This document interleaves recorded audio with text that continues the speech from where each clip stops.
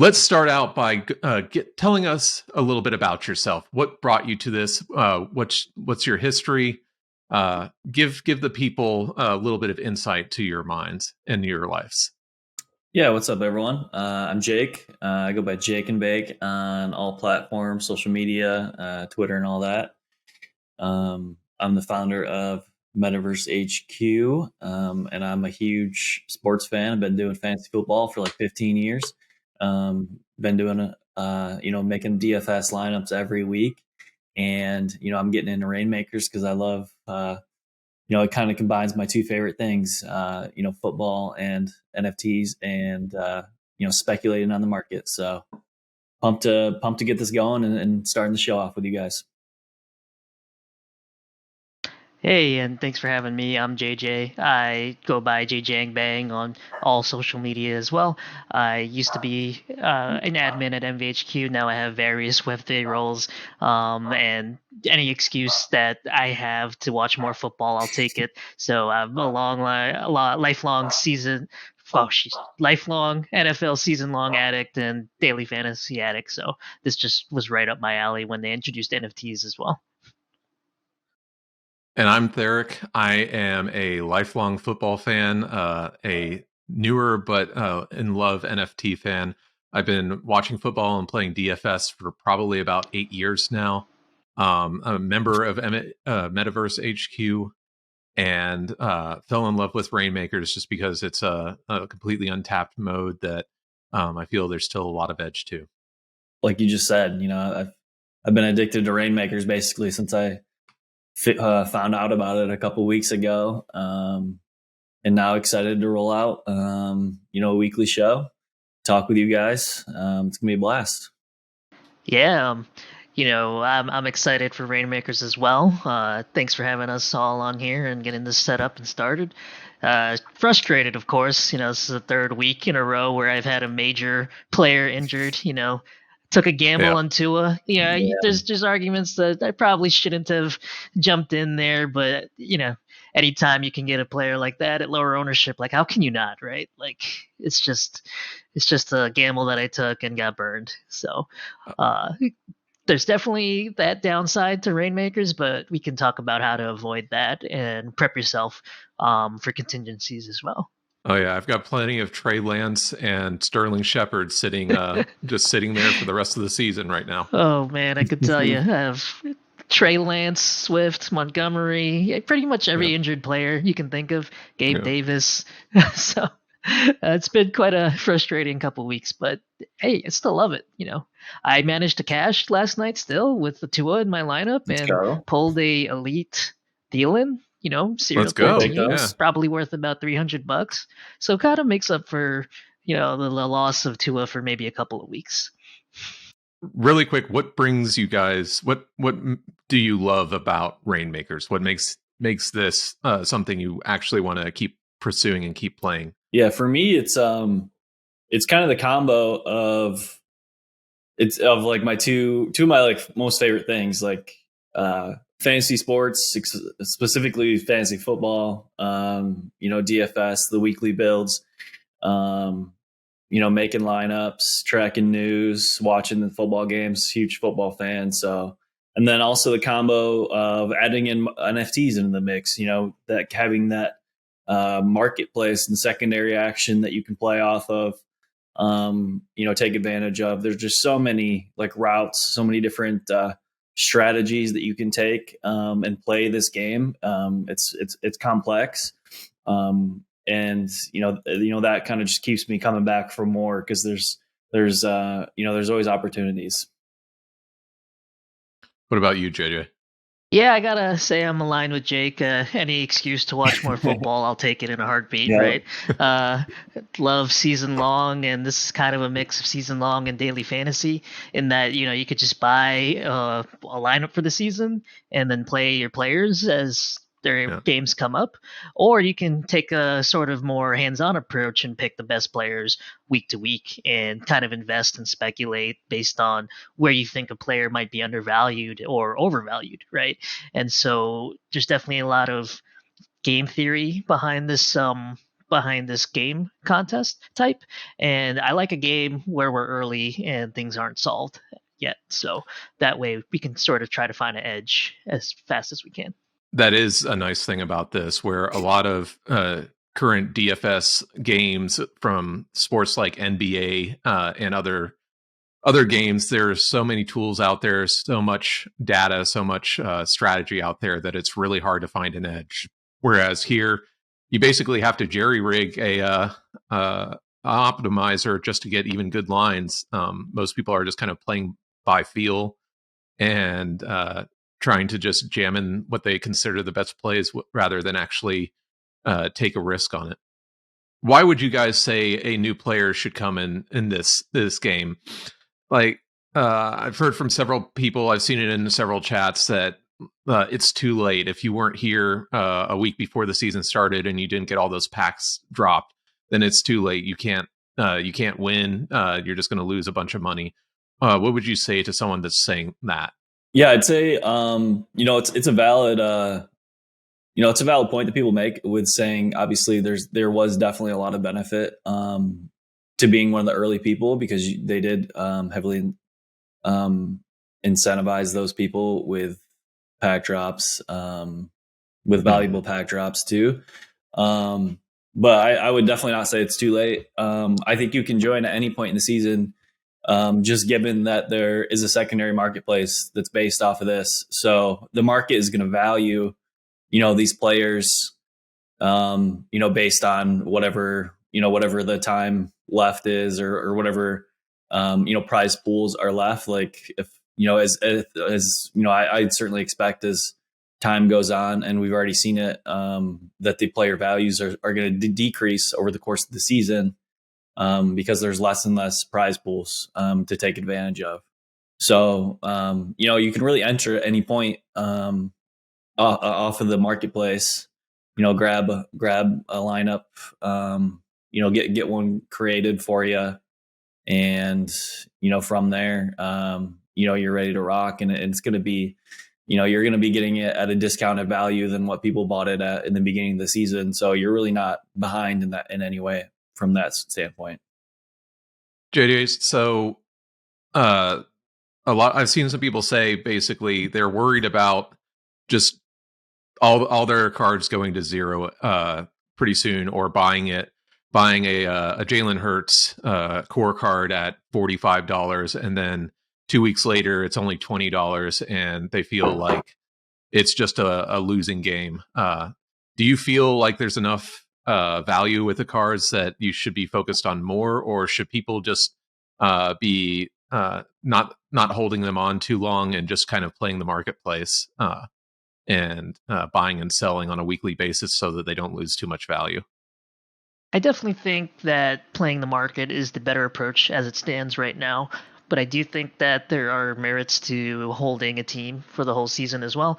I think that there's kind of a mental disconnect when you see the term like free entry, right? No, you're paying every week with your players, right? So you got to think of it that way. Every week that you use a player, you're paying through the value of that player. That is your contest fee entry, right? And sometimes they'll go up if they have like an amazing performance, if it looks like they're gonna be the next superstar, like Jalen Hurts. I think everyone was pretty high on him before the season started, but not.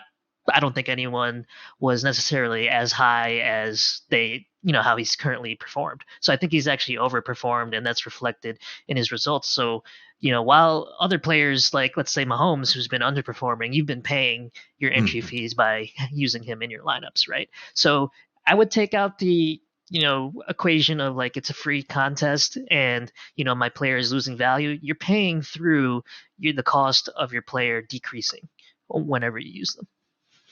Do you feel like when you're playing the games, should people evaluate this more as sort of a seasonal mindset than a weekly mindset, where they're buying these cards and they're not buying them just to play this week? They're buying them like for an 18 with potentially more if they're in the playoff season. And so seeing a price point like $20 for an Adam Thielen or something like that, normally they're like, no one would pay $20 for an Adam Thielen in regular DFS, but it's more like 18 weeks of Adam Thielen or 17 weeks of Adam Thielen that you're investing in rather than just 1 week. And so you kind of got to get a different mindset than regular DFS for this game. Yeah, I definitely think there's merits to playing a season-long approach. I think that the current sentiment is yes, like your player value will decrease over the season, but as a result, there's some market inefficiencies there, right? Yeah. So one of the approaches that I personally am taking is trying to cobble together lineups that maximize my amount of showdown games or showdown game exposure, right? Because showdown games tend to be softer, smaller pool of entries. So, there's a higher ROI for entering those contests, as well as they get a bump right before the game or the day of. So if you need to exit, you can exit on those days as well. So I think that there's a couple of inefficiencies to exploit as a result of people adopting this mindset. Like, your players are going to go to 0 by week 10 or so, and that you can kind of get ahead of that. Do you two feel like there's some FOMO in the market too that you can really exploit? At least from what I'm seeing last night, when Tua went down, everybody swarmed to Teddy Bridgewater, and they pumped the price up higher than some starting quarterbacks that we know are going to put up a better weekly score than him. And at least for me, it felt like there's a lot of it reminded me a little bit of NFTs where you're buying it because you think you can flip it for even higher than that. And there's also some fear of missing out involved as well, that if you don't get this starting quarterback that's the quarterback for Tyreek Hill and Jalen Waddle, you're going to be missing out on a lot of points in a lot of contests. And when I looked at it, I feel like you can kind of exploit that, but to what extent do you guys feel like if someone sees an injury go down, would you recommend they quickly jump on it and try to flip it? Would you recommend that even before the injury, people start scooping up backups that are relatively cheap? I think Teddy Bridgewater was $5-10 beforehand, and he pumped all the way to 50. So would you? What approach would you guys recommend people going at the marketplace as far as injuries go? Yeah, I think the Teddy Bridgewater is a good example for those who are paying attention during that injury. I think he got up to like $400 something for his elite, for example. And I mean, I had just bought a Herbert elite yesterday for $500. So it's like Teddy Bridgewater and Herbert should not be that close in price ever. No. I agree. And I mean, Bridgewater's not even gonna, Tua's likely gonna come back in a few weeks max, maybe, I don't know, a month or two.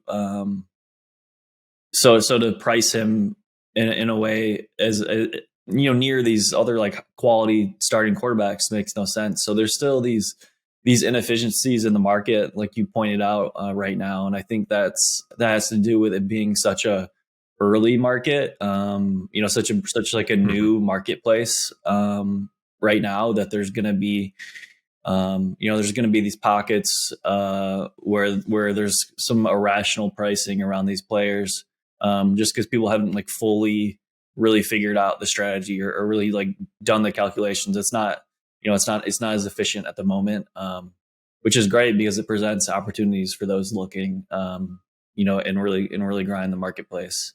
I think we should kind of take a step back here. We're like 13 minutes in, and we should talk about what is Reignmakers itself.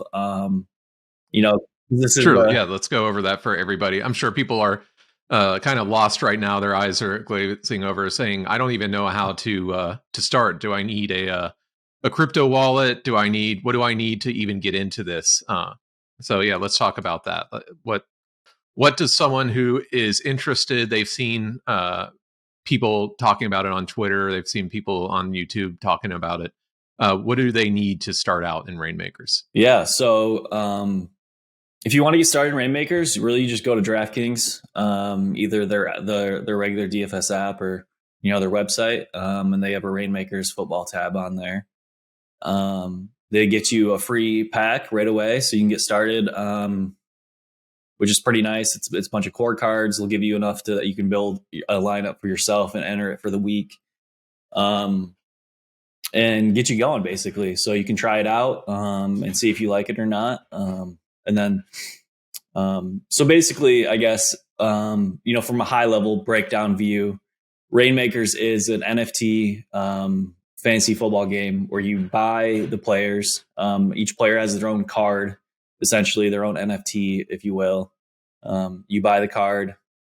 You form a team. So you buy a quarterback, a running back, a couple wide receivers, tight end. It's a 5-man team for the full slate. So you get your team put together, and then from there, all the contests are free to enter. So essentially, you're paying upfront for these contests as opposed to normal daily fantasy sports where you pay, every week for an entry in your contest.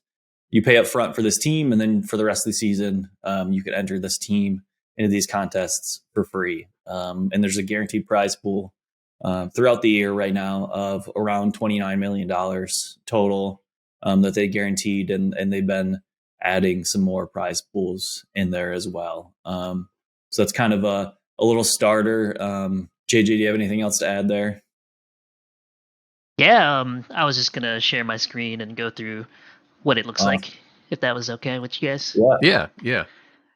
Yeah, so like just to add on to what you're saying, it's a daily fantasy contest, kind of mixed with a little bit of season long, where you have a compressed player pool to enter into contests. Or they have the traditional full roster, which was the 9 players, like in regular daily fantasy sports. So this is what a contest lobby looks like. You can see there's the different tiers here. There's core, rare, elite, legendary, Reignmaker. There's different contests for both. Showdowns, you only need 4 players, whereas the regular full slates, you will need 5 players to enter, and the compositions will look as such, where for a core contest, you'll only have to enter 4 flex players, so it can be any of the positions: QB, running back, wide receiver, kicker, defense, tight end, whatever the case. And you can just mix and match and have them, one of them as your captain. Now, the only thing with it is that you can only have 1 superstar per lineup, and that superstar has to match whatever the tier of the contest you're entering is. So if you're entering a core contest, you can only enter a core Jefferson and up, right? And if you're doing a rare contest, you can only enter a rare Jefferson and up. Now, why does that matter? Because, well, most of the times there'll be a requirement that you can have, let's say for a rare showdown, you can have 3 rares in 1 core, so you can actually play a core player up. Some popular ones would be like Stephon Diggs, who's not a superstar, and then you can play him up and get a little bit of an increased value there. And so for the full slates, it'll look like a 5-player lineup where you need a QB, running back, wide receiver slash tight end, and a flex player. And in that flex, again, you can just put in whatever position outside of a quarterback into that. Yeah, so like Jake has mentioned, there's a free starter pack when you register. So it contains 6 cards. Usually that'll be close to enough to get you started. They also have a one-time $10 superstar card pack purchase, so you can get a Josh Allen or a Jamar Chase or something for a good price of $10, and usually everything in there is worth more than what the current market value is. So you can have those as well. Though now the one thing to note is that for the superstar player, that is tradable, but for the starter pack, that is not tradable. So you can't just make multiple accounts and then sell to yourself with the starter pack and superstar pack openings. So it's more of a free taste of what Reignmakers is, rather than something that you can immediately make a profit on. It kind of gives, if you're curious but you don't want to put money into it yet, it gives you a good idea of what to do. Right. And, the special superstar pack, I think it is free money in that sense. So even if you had no interest in it, but you had a DraftKings account, you might as well buy that pack and then sell whatever you get, right? There's a chance that you get, like I said, a Josh Allen or Patrick Mahomes or something that's worth quite more than the $10 that the pack is selling for. Now, what tier would you you both recommend a new starting player would start on. Would you recommend they go ahead and drop thousands of dollars and get up into the elite tier because there's less competition, or would you recommend they start in core where it's a much cheaper but the contests are much larger as far as entries go? What would you say is best? Yeah, I'd say it depends. It kind of depends on what that person's bankroll is. You know, how much money they have that they're willing to put in. You know, if you want to just get your feet wet, probably just play some core, see what it's like, just to get, you know, the feel of the market. You know, just so it's very obvious, it's lower risk, lower money. But there's definitely, you know, if you want to get up there, I think there's definitely advantages of paying more to get into these higher tiers, to this rare, to elite, legendary tiers. You know, I think the main thing is that there's less competition in those higher tiers because there's less people, and there's higher prize pools as well. So there's more valuable things, less competition, but you're obviously paying more. So there's more risk on your side. So it's kind of like, all right, higher risk, higher reward, paying up for these higher things. And then there's also less moment inflation, if you will, for these higher tiers, because right now what they're doing is for a lot of these contests, they are paying out in packs. So there is the normal amount of, you know, that $29 million spread across these contests throughout the year, but then also as some of the secondary prizes, and even in some of these main prizes for some of these contests are packs or players cards, and there's a higher amount for the core and for the rare tier. So you know, the amount of moments out there gets greater and greater every week, and so thus, you know, people can create more teams. You'll have more competition at these lower tiers, whereas it doesn't increase as much at the higher tiers because there's just less cards to go around. So, you know, it's really kind of how you want to play it. If you want to go, just dip your toes in, you know, check out what it's all about, then go for the core. You know, just spend a little bit of money, get your lineup set, open that starter pack, and get going. Or if you want to kind of go all in, you feel confident in your expertise, you feel like you have a good enough you know, bankroll that you are able to, you know, I can't think of a good word for it, but take on that risk, I guess, of the higher dollar amount, then go ahead and, you know, go up to the rare or the elite or whatever, what have you, and you'll likely have less competition there, and, you know, higher prize pools. So yeah, it's kind of just depends on your risk appetite, your bankroll, and how you want to play it. Yeah, I definitely agree with that for the most part. I'd say definitely, regardless of where you're starting, I think you should probably dip your feet with core as opposed to the higher tiers, just because it's a lot. You know, it's pretty easy to make a mistake when you're starting Rainmaker, just thinking it's very similar to traditional fantasy. It's got kind of slight nuances that make it a bit different, like the superstar, for example. So those mistakes that you make at the higher tiers are just magnified, right? So if you buy, like, let's say, two superstars, for example, for your lineup that you were going to use in legendary, and you wanted one lineup, then all of a sudden you're looking at quite a big loss just because there's 10% rake on the market, right? So I would just say, just to get familiar with the platform, you'd want to dip your feet into core. But like Jake was saying, you know, at the higher tiers, there's definitely more of an edge just because there's less entries. The contests may or may not be softer, but they seem to be softer at the higher tiers. And, you know, just because the number of entrants you have is less, then the less likely the less likely it is that you'll need to have the nuts to win, right? Or have close to the nuts to win.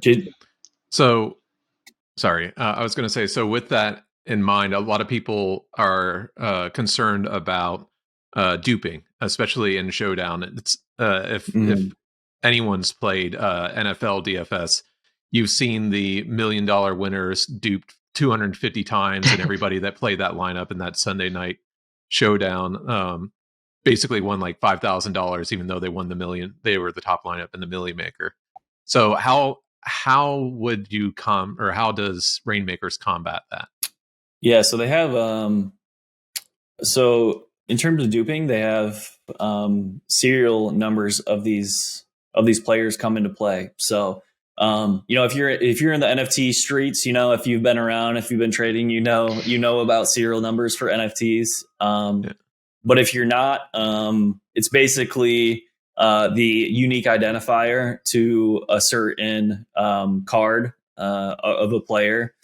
So say there's 150 cards of Mac Jones, and you own number 137. So that's your serial number of Mac Jones. You own the 137th Mac Jones.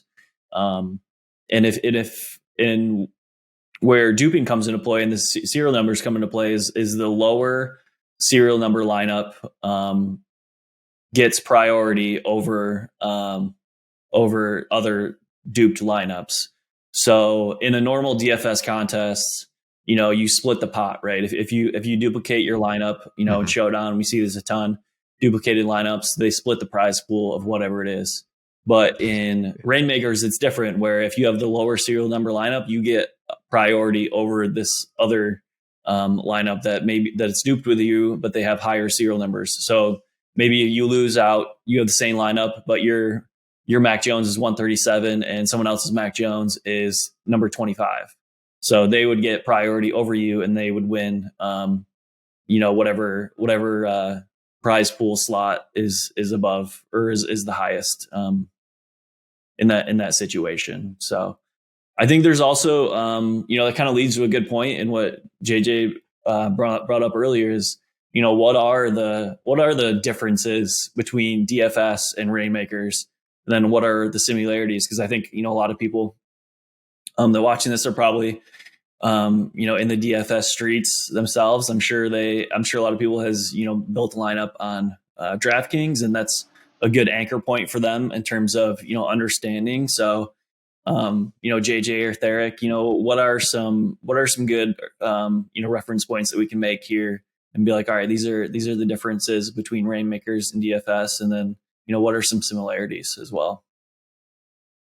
Scoring system's similar to, or basically it's the exact same as regular DraftKings. So there's not a new, you don't have to worry about weird numbers for touchdowns or interceptions or anything like that. I know they use defensive players instead of actual defenses, but they count for their team defense. So if you have a safety from Washington, it's going to count whatever the Washington defense score is. And other than that, I believe all the other scoring is the exact same as if you were playing on DraftKings. So you don't have to learn a new scoring system, which is really nice. Yeah, definitely agree with that. Like the scoring system is the same, so it's pretty nice there.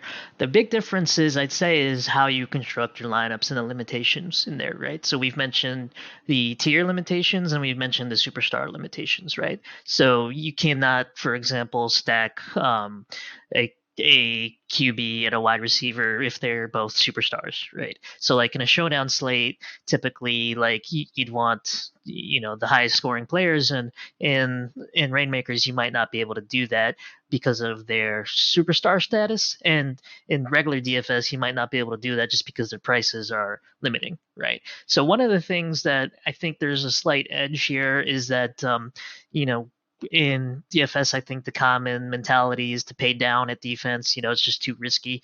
And in what I'm noticing is in your more cash lineup contests on Reignmakers, it kind of makes sense to maybe pay up and pay up in the sense and play the best defense in the flex, right? Because they're pretty cheap, just across the board. Like at core, I think the most expensive defenses are like $4. Whereas a core, like a starting player that's pretty good, is like $8 to $10. So there's kind of an edge just in terms of how you can structure lineups based on the value that you think you're going to get out of them. One other thing, you mentioned the superstar status. One thing that is kind of different in my mind is the lack of salary cap for this mode. One of regular DFS, you'd love to fit Patrick Mahomes and Travis Kelce and Stephon Diggs and Aaron Jones and all that into a single lineup and just play the absolute nuts lineup every single week. But you can't because there's a salary cap in regular DFS.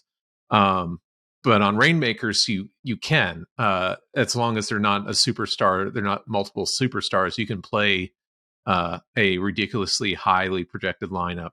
Do you feel, because of that difference, I've seen a lot of people just feel like they just need to buy a ton of Stephon Diggs and a bunch of Jalen Hurts and everything like that, the non-superstars, to win. I've noticed personally, and you guys can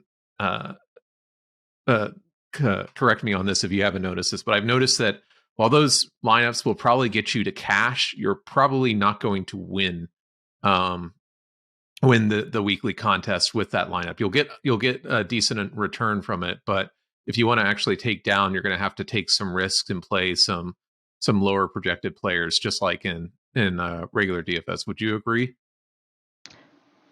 Yeah, I'd agree for the most part. I do think that with the 5 player lineups, I think that 1 or 2, maybe 3 of those weeks will be taken down by the highest projected, just because it's bound to happen. I kind of liken it back to, if you remember, FanDuel was running their promotion where you pick the 5 nuts players, you win like 200 grand or something like that. And one week, well, people got pretty close, where I remember very vividly, it was like DeAndre Hopkins, Will Fuller, Watson stack with a bring back, and then there was one other player, I think it was like Devontae Parker from the Dolphins as well, and then Juju Smith-Schuster just blew up everyone's lineups that night when he scored like 35 fantasy points on the Lions. But yeah, I think that for the most part, it's going to be these random players, just like in fantasy. Like, you can just look to last week, what was in the nuts lineup? It was Mac Hollins, it was Jamal Williams, right? So Chris Olave.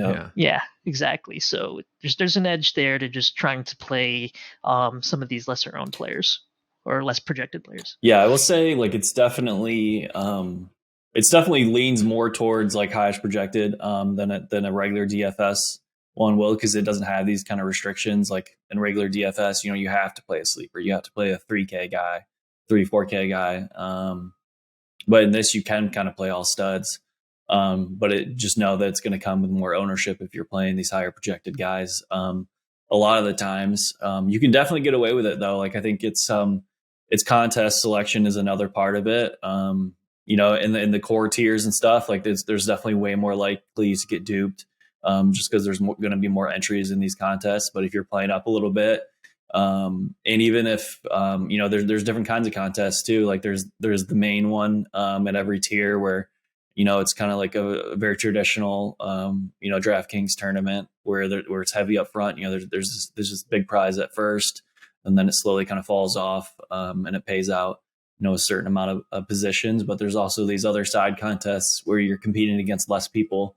Maybe you're competing for, a stud, wide receiver like Deebo Samuel, for example, and like they're giving away an elite Deebo Samuel to first place, or the first, couple people. And then from there, they're going, to some other packs, some skilled starter packs or what have you. So, in contests like that, there's going to be a smaller amount of people. So you can get away with playing these higher projected lineups because you're not really worried about getting duped as much. You're really just similar to the Thunderdome. Yeah, exactly. Yeah.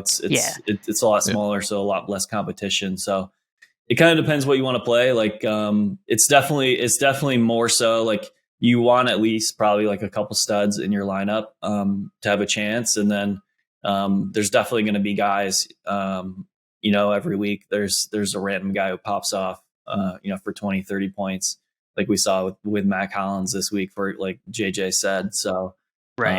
I think a lot of the ideal roster construction, especially in the tournaments, is definitely including, some studs in your lineup. You're going to want them just to be able to have a chance.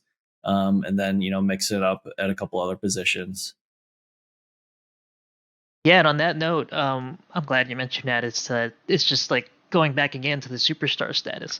Like, just whichever one you pick will automatically give you leverage in these larger slates, right? Because you're only limited to one, and if you don't have the one that goes off, then you're probably not winning, right? The bigger GPP contests. Like, for example, I think last week you needed either Lamar or Derrick Henry, right? If you had Justin Jefferson, you were in trouble. Yeah, you were in trouble. Like, and it leads to lower ownership, right, of these players, because there's less of them that you can use in those contests, just because, right, you're limited to the tiers. So if you're playing elite, you can only use elite and up. There's no rare upgrade into that contest. So, like Cup, I think, was at a really low ownership percentage last week, just in that GPP contest. And that's part of the challenge too, isn't it? Is trying to decide, do I want to use my superstar as a quarterback? Do I want to use it as a wide receiver? So on and so forth. Transitioning over, so to get an idea of the marketplace, let me bring this up for you guys. There we go. So we notice with different games that things tend to shift on an almost daily basis. And from what we can see here, especially in the daily losers, people like to buy into games and then sell the cards. Obviously, Tua is going to go down a lot more than anyone else, but they like to buy into these games and then they sell everything once the game's over.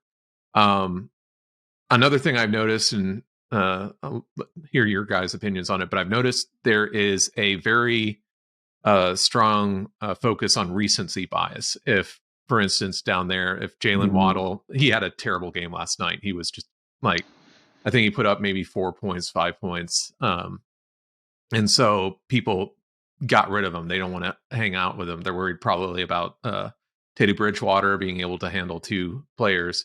But do you feel like that's justified? Or would you do you think that this is a bit of an overreaction to drop Jalen Waddle's price for 30% just because he had one dud game? Yeah, I think it's a mix, right? Week to week, you got to really focus on the game. The more games you watch, the more you can kind of analyze it. And I think that the falls in both of their prices are appropriate for obvious reasons. Tua has definitely fallen just because he's probably going to miss a couple of weeks, if not many more weeks. And Waddle, as a result, probably will suffer more because of that. And as I was watching the game, I noticed that with Waddle, he's not playing when they use their 12 personnel sets. And so that's not something that I want to see. I want to see a player that's getting a large percentage of the snaps is in there no matter what. So, because you want 90%, not exactly. 70%. Yeah. Yeah, and on those 12 personnel sets where they're tending to run the ball, that's when you're going to see a lot of that play action for those deep chunk plays, right? So that's kind of appropriate, I'd say. There's some that are not appropriate. I can't think of one off the top of my head, but in a couple of weeks past, there's some that dropped just because maybe the game script didn't align with what the opportunity presented for the player. And then we can see there one of the top gainers is Chris Olave, who, he was basically did very little, but the advanced stats basically suggested he was going to have a breakout soon. And then sure enough, with the injuries to Jarvis Landry and Michael Thomas, he just completely went off last week. So he was pretty cheap rookie, but everybody saw his performance. And then I think this week, Michael Thomas at least is out again. And so it looks like people are trying to go after that and get him because they expect him to get a large amount of the target share again. Yeah, I was going to say that's an interesting one too, because, Jameis is actually out for this week, or expected to be out at least. And Andy Dalton's going to fill in. And yet, the backup quarterback that Olave has isn't affecting his price here. I think I think guys like this, like Olave, are kind of guys that I like to target too. Beforehand. Maybe not after the price bump, but like last week, for example, seeing these metrics of these guys who are getting heavy usage but haven't produced yet. That's kind of guys we like to target in regular fantasy football as well as DFS as well. These breakout candidates. Olave is a great example of that. He got like 300 something air yards. I don't know if I've ever seen that many people that many air yards for one person in one game. Winston was just chucking it downfield at him every chance he got. He had like 13 targets with like 20 something yard average target depth there. So man. These are the kind of people we want to target.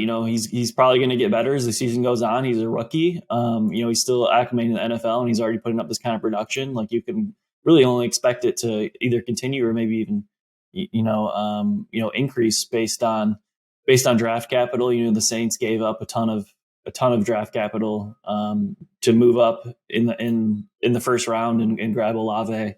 I don't remember what pick. It was like 12th or 13th or something like that. And the fact that he's already getting this kind of usage, this kind of production early on, is a great sign. And the kind of guys, I want to be spending money on because, this is for the rest of the season. So you want guys who are going to continue to ramp up as the season goes on, so you get more bang for your buck. So I just want to take a step back really quick because, the chart says, daily elite momentum, and, the watchers might not know the differences in the sets and why we're using momentum. So maybe we should touch on that for a bit. And so there's a couple of different sets out there with different mint counts for the players. Momentum is the cheapest one because it has the highest mint count for each specific tier. So core, rare, elite, generally momentum is going to be on the floor just because there's way more of those players in that set. So that's why we're targeting that one for the price movements. And the differences in the sets generally don't matter unless you're really concerned with franchise core. So franchise core, that's where they will reward you with a leaderboard based on how many points you have. So momentum is probably, if I remember correctly, it's the cheapest amount of the lowest amount of points per card you have, whereas Genesis and Field Pass promos give you way more points for having those tiers. And then one other distinction is if you enter an all Genesis lineup in core, rare, elite, legendary, Reignmaker tier, you will be entered into a week-long contest with those players, and you'll just compete against everyone else that entered the same contest. And the prize pools are pretty slim at the moment, but it's a little extra value if you feel like you're just paying $10 more for like an elite at Genesis rather than $100 difference for the player that you want. So it could be a value there, but generally we're going to be talking about the momentum floors as that's the cheapest exposure. And then we can see on all these graphs, there's a spike around game day. Like right before game day, everybody's snatching up the cards they want. And then it goes right back down Monday and Tuesday. Do you guys have an opinion on the day of the week, the time of the week that it's best if you're trying to target cards versus sell cards? Yeah, absolutely. I think, especially for selling cards, if you want to, if you really want to maximize your return, you're going to want to sell them closer to the time of kickoff. So a lot of times people just FOMO in at the last second. They're like, oh, I forgot to build a lineup, or oh, I need this guy, or oh, I need a couple more guys to be able to fill out my lineup. So they hurry and rush and buy, and that kind of pushes up floor prices across the board right before lock. So there is some risk in that, and that you might not be able to sell your moment during that time. Maybe you priced it a little too high, or maybe people just don't want to buy that specific player, whatever the reason is. and then you lose out on that upside, and maybe the moment its value drops, right as the game starts or right afterwards. So there is a little more risk, but if you're really trying to like maximize that return, you want to wait closer to when kickoff is. And then another point is that's big, and I don't know, this is something that I employ in my strategy, and I know that JJ definitely employs it as well, is selling into these island games that are going on. So the Thursday night games, the Monday night games, the Sunday night games, they all have their own slates on Reignmakers. So it essentially acts as a showdown slate. And for all these slates, the prices on players gets inflated more than what they normally would. So yeah, we can see that here. This is the Thursday night game right here, and then we got Sunday, Monday up here at the top. So it seems like that's where, like you said, that's where everybody's trying to buy is trying to get those games, and then they just do a mass sell off once that Monday night game is done. Yeah. And I agree with all that, and I just want to add the caveat that that's what's happening in the current meta, right? And what we foresee happening for the near future, as more players start to buy ahead of them and try to list and sell into them. The best opportunity to buy and sell will shift, right? It might be that at the start of the week might be the best time to sell, and at the end of the week might be the best time to buy, just based on how many are adopting that approach into selling into these island games specifically. I guess this is a better representation that we can see of across all tiers, the weekly gainers and losers, for the prices of different cards, and we see similar across similar tiers, the prices go up and go down on pretty much the same players. It seems to be that especially on the superstar tier, that it fluctuates based on recent performance way more than other cards, and my guess is because you really don't want to have 20 superstars since you can only play one. So if there's one that's underperforming, if you have it a CeeDee Lamb or a Najee Harris or something like that, and they just keep they put up good games, but they're not putting up Cooper Kupp games or Josh Allen games. It seems to be, at least from this, that people are just selling and trying to shift to get the right superstar that will last a long time. I don't know if you two have other things that you noticed from this data. Yeah, it seems that at the rare and lower levels, right, it's more shifted towards a season-long approach, right? You see a heavy pump of like Andy Dalton, Teddy B at the top, but not in the core and rare. And I think that's just because of the dilution, right? At the core and rare, you don't necessarily want them for many weeks, whereas in elite, that one game could be worth it just having that player, right? And so I think that's going to be more pronounced the higher up you go, and then less pronounced the lower that you go, as along with your superstar comments as well. Yeah, I think another thing we're seeing here is injuries are playing a major effect into this. We're looking at these weekly losers. See DeAndre Swift up there, Amon-Ra St. Brown, both guys who got injured in the past game. And then the replacements, we see them, coming up on the gainers. Jamal Williams is popping up here all over on the weekly gainers, and that's because we're expecting Swift to lose some time, so his price is obviously gonna be bumping up as people want to buy him and be able to slot him into their lineups. Same thing with Khalil Herbert here after Montgomery went down. He had a huge game, and then these backup quarterbacks, Dalton and Bridgewater. So it's kind of really emphasizing, you can really either get hurt by injuries, or being able to take advantage on injuries as well if you're able to really pull the trigger quick on these players. If a guy gets hurt in the middle of the game, you can really have opportunity. Which is kind of unfortunate, maybe a little. I guess sad to talk about, kind of messed up to talk about, but it's just the reality of the situation. Like, obviously it's super unfortunate that these guys are getting hurt. But they're also, will present an opportunity for these backups to get in there. and who are a lot of times priced very low, on the marketplace when they're a backup, and their price shoots up very high. So, if you can, get in there, if you are quick with your mouse and able to purchase those and scoop them up, these backup guys, then there's definitely profit to be made there.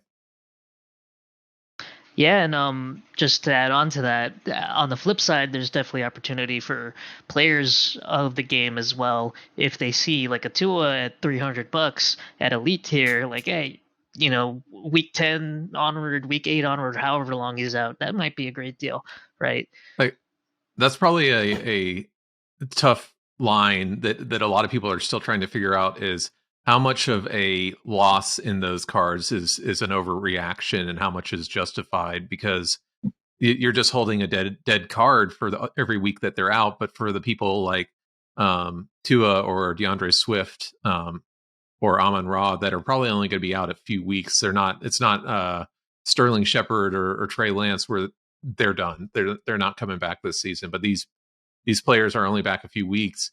It seems to me, at least, that people still haven't kind of wrapped around like when it's worth, what price is it worth it just buying and holding onto that card versus just leaving it alone until they're almost coming back.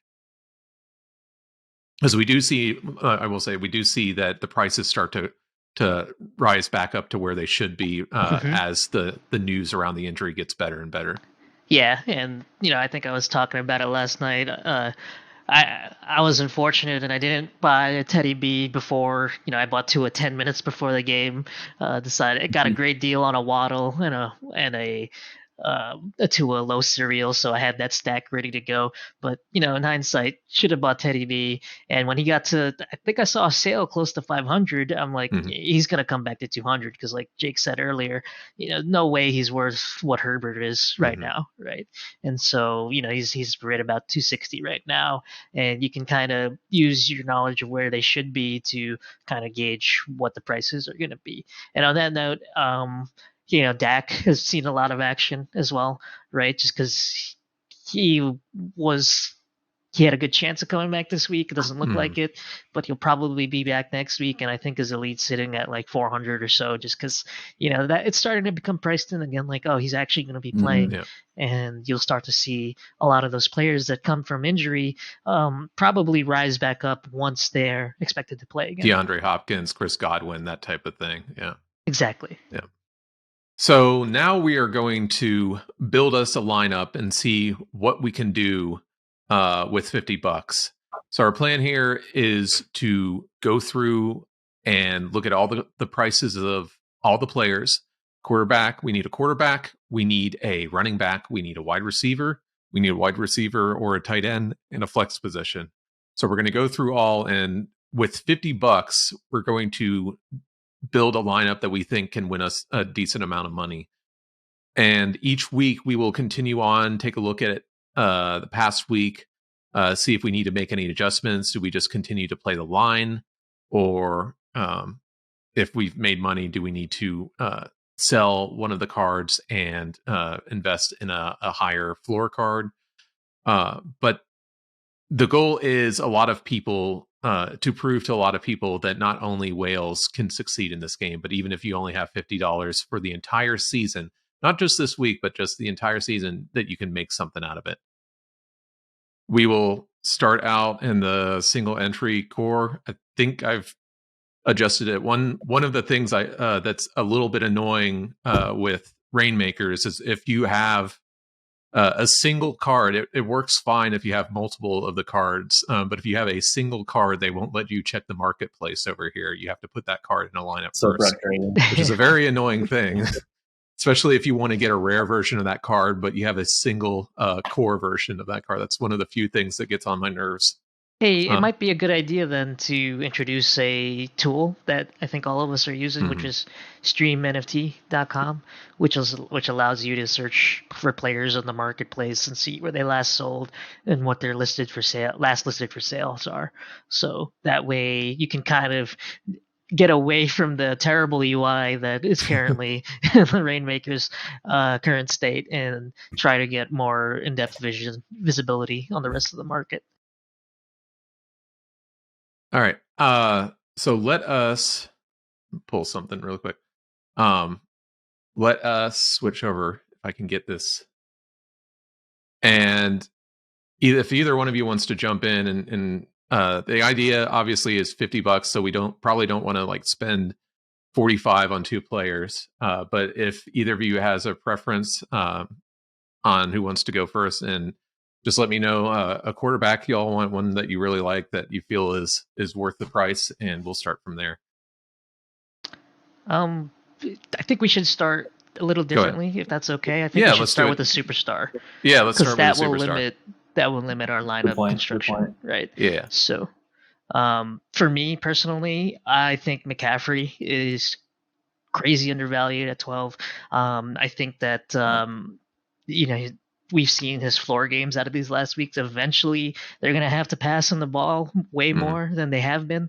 And I think that he's going to have a smash game at some point. Obviously, there's problems with that offense. Baker doesn't look like a good quarterback, but you got to think that the offense, if they're going to ever score a high scoring game, it's going to run through McCaffrey. And so I think that that's a good player for the rest of the season at this price. Yeah, and he's still projected as one of the top, if not the top, running backs.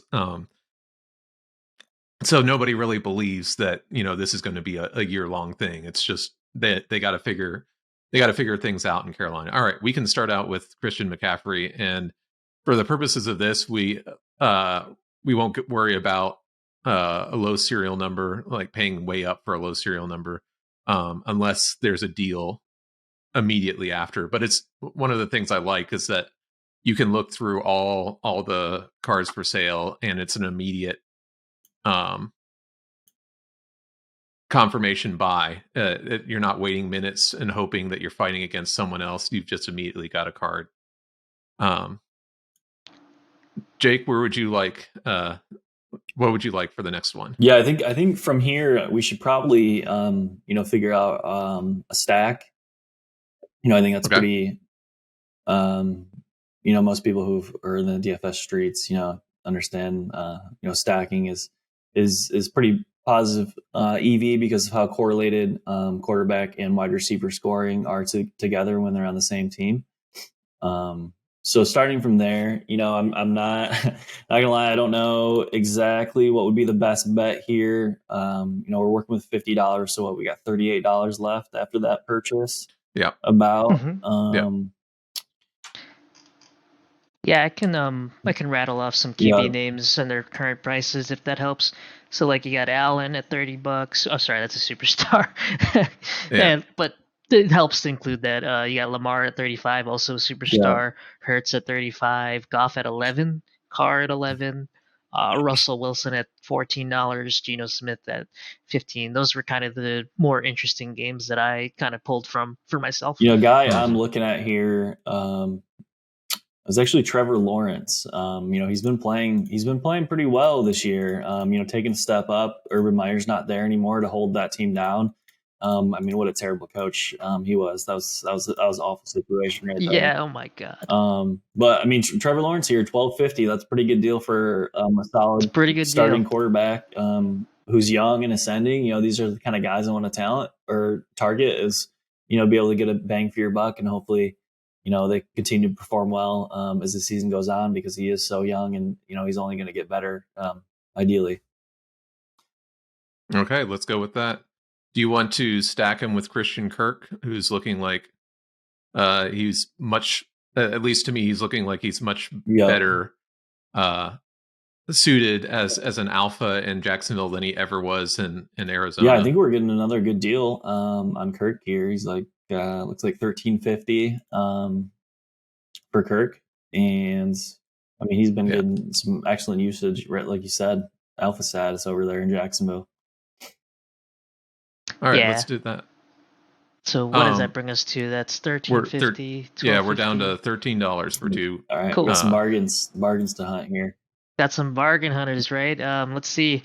What are the Philly stacks? I'm gonna look at Goddard. Gonna look at just for the bring back, right? And having exposure over the season to Philly offense, I think, is a good idea. Goddard may be pretty cheap because people undervalue tight ends right now. Right.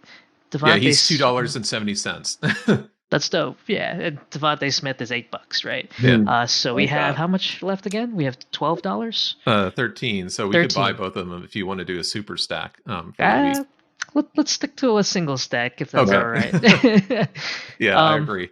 let's go through the flex options if that's helpful. Sure. Just so that we can kind of make the best approach. So let's stop there. And then let me look up AJ Brown as well because I think he's like $20, but yeah, he's 17, so we're priced out Yeah. of AJ Brown. But so if we go with Devontae Smith, we'll have $4 for flex, which is like a low end wide receiver one, maybe a tight end, maybe defense, Yeah. maybe a kicker, right? And then if we go with Dallas Goddard, which was how much again? Sorry. I believe it's $2. Let me look at it really quick. Yeah, $2. Yeah, 270. The options are much wider, right? $9 Yeah. gets you a decent wide receiver one, a low end, or sorry, a high tier wide receiver two, maybe a starting running back. So we just kind of have to make um, that choice for ourselves and see which games we want exposure to here. So with that said, what games do you guys or players from other games do you want to have exposure to? A couple that I've noticed, I really like Amari Cooper. I think Cleveland's looked to be a much better team under Jacoby Brissett than we all expected it. Yeah, I agree there, and Yeah. he's getting quite a bit of the target share. Him and Yeah. Njoku, throwing the ball quite more than I expected them to, especially in a game that had wind gusts. It turned out to be a non-issue last week with Pittsburgh. Yeah, this is touted as a run-first offense, but throwing the ball a decent amount. So Yeah. I How like much that. is How about you, Jake? Amari? 10. $10. So it'd be perfect if we did Goddard and Amari. We would be right on $50. Hey, that works for me. They're playing Atlanta this week. Cleveland is great matchup. Mm-hmm. Yeah, let's throw in maybe another option or two if that's all Sure. right, just so we can pair with like another one with let's say Goddard and then one with Devontae Yeah. Smith. So we're looking for something around like $5 then. $4, yeah, $4 or $5 for Devontae, and then $10 ish, 9-10 for Goddard. Yeah. Yeah. Yeah. If we did Goddard, the then we probably have either we could also do a Drake London too. If we did Goddard. That's like you mentioned, you got Cortland Sutton, Drake London, Garrett Wilson, Marquise Brown, Amari Cooper, right around that $10 mark. $5 mark for guys that stick out. There's some running backs.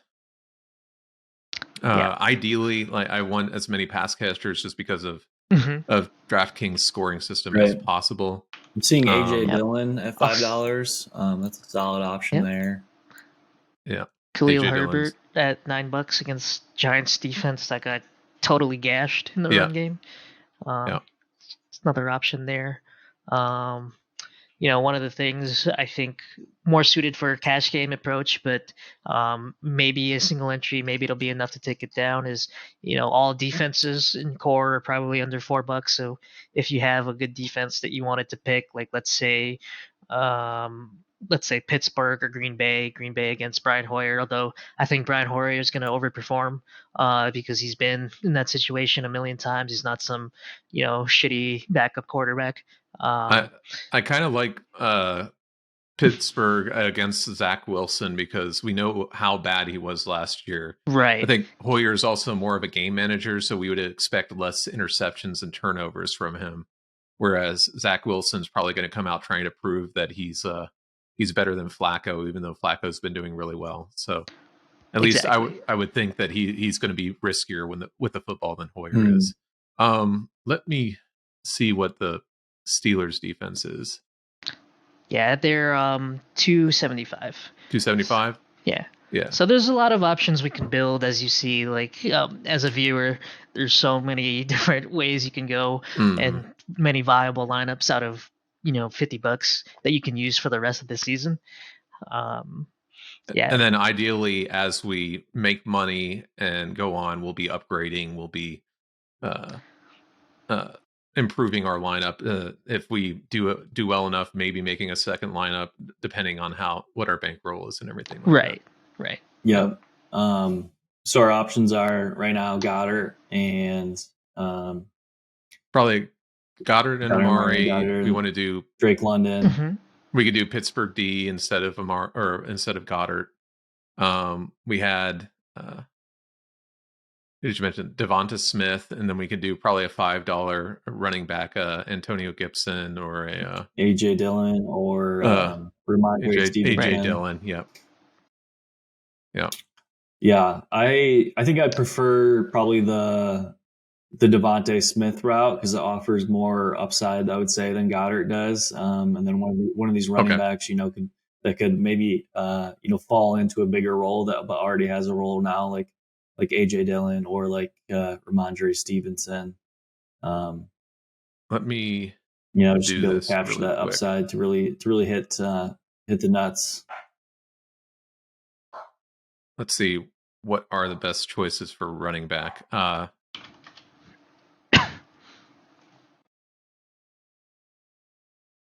So yeah, we have Devin Singletary. You said AJ Dillon, right? Mm-hmm. Oh, that's why it's not showing up because I have some of them. But yeah, $5 AJ Dillon. We could do that. We could do yeah. I kind of Yeah, I'm kind of preferential to Devonta Smith as well. So definitely agree there. All right. Do you want? I guess we can pay 1 penny more for a 585 versus a 29. Yeah, that is worth it. Yeah, it's not gonna matter for the classic 5-player lineup most of the time because your odds of a duping are much lower than in the 4-person slate. For a single game. So, but maybe, you never know. Yeah, and we'll just buy the low one here. All right, $50 in. Pretty damn good lineup. Trevor Lawrence with Christian Kirk, Christian McCaffrey as our running back. We got a correlated lineup. I like it. Got the run back with Devonta Smith. Exactly, and then some investments for the rest of the season because we expect Lawrence to overperform going forward. All right, excellent. Thank you very much, guys. We'll look forward to see how that goes, and hopefully we make enough money we can make some even bigger decisions next week too. Do you have any final thoughts, any of you? Any final things you want to talk about before we close this down? Well, real quick, I do have a Reignmakers pack that you can crack. Let's go. Yeah, I've been waiting to crack it. I want to see what I got. A Reignmaker tier pack? People love pack breaks, so yeah, let's see it. All right, let me get the screen share going here for the folks at home. All right. Now this brings up a good point. If you pull a really high tier player, what is your plan with that player? Is that a sell or is that a buy if they fit? Sorry, is that a sell or a hold if they fit within your lineups? Yeah, so for me, I don't have any Reignmakers right now, so I would need to buy another one just to play it in the Reignmaker tier. So likely I'm going to be selling this moment to be able to pay back. I said moment, it's a card to use the Top Shot and all day. But I'll likely be selling this. So we'll see. Wait. So yeah. So little context. I won this pack. Before you open it. What's up? Let's take a look and see the spreadsheet of who's potentially in here. Mm-hmm. At least we'll get a sweat. All right. Let me. You believe it or not, there's only 4 players. That's what I was like. Oh my god! What the hell? It's actually very, very good options. Very good options. So, along with one lesser options, you ready to hear it? Who you can go? All right, Brandon Ayuk. Not bad. Curtis Samuel, who's been amazing. Reception god. Kind of like a cheat code, just because he's pretty much their running back or their short passage game. If you harken back to the Steelers days when Ben was just throwing at the line, right? So a lot of work there. Devin Singletary. He actually had a really good game last week too. Game. Yeah. And then DJ Moore. Yeah, so this is really interesting. An underperformer that we don't know when he's going to get. Yeah. This is really interesting. I did not know that there was going to be only four players in these packs. I thought it was going to be a lot more expanded player pool. So not only do they, because you can only get one of each player in Reignmakers at the Reignmakers tier. Not only do they let you know what's in the packs, they let you know how many is left of each person in the packs. Ooh. So if it's if the Reignmaker tier or the Elite tier or whatever has all 50 or that one person's pulled, then you're not going to get an extra one. So it will tell you exactly what you could get at the core tier. It doesn't matter that much, but when you get to the upper tiers, you'll know exactly what's still in there, and it'll give you a good idea if you're wanting to purchase a Reignmakers pack or a legendary pack. Like, is it worth it, or is it just a bunch of terrible players that are left? It's a good problem to have. I think I'd rather have Ayuk just because, I think I would too. Going into the showdown, right? You can probably get increased liquidity going into that game. Yep. All right. Let's rip it open. Let's see what we got here.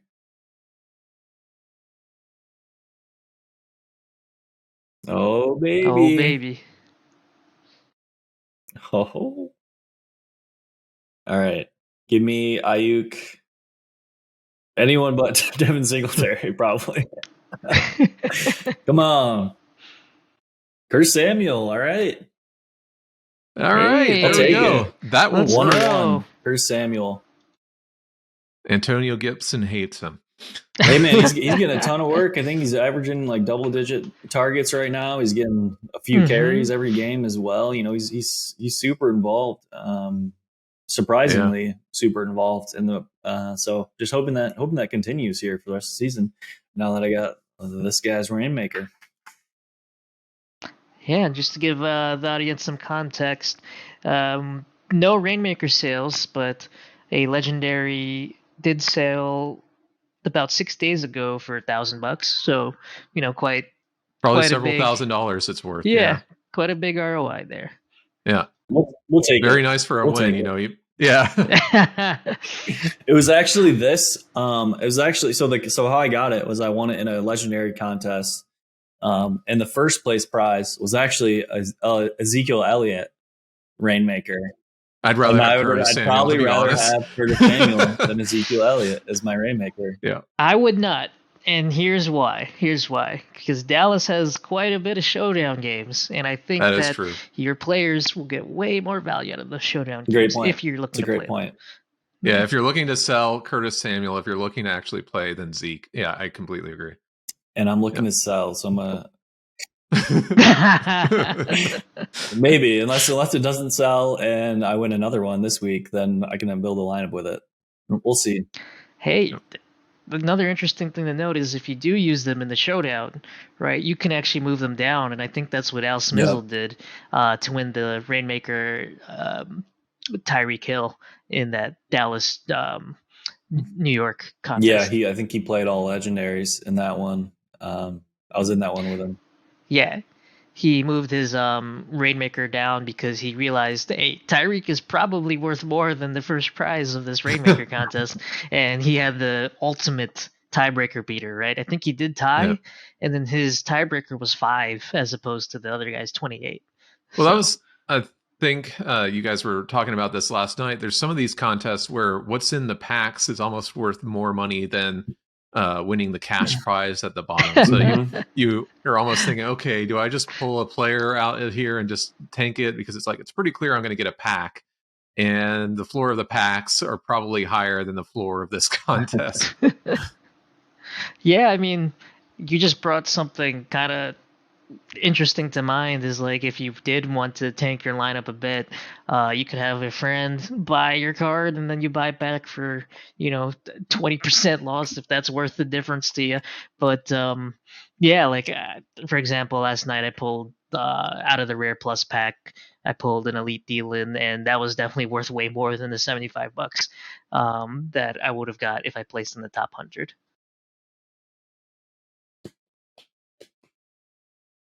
Outro.